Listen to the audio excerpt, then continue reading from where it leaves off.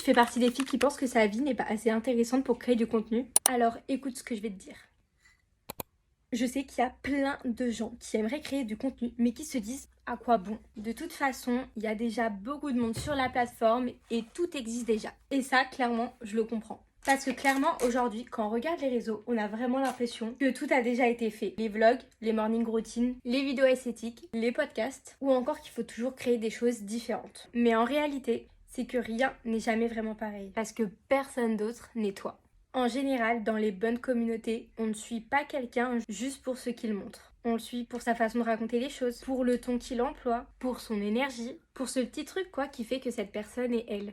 Donc oui, il y a peut-être 1 million de personnes qui font déjà ce que tu veux faire, mais il n'y en a qu'une qui le fera comme toi. Car tu as ton histoire, ton vécu, et c'est là où tout change.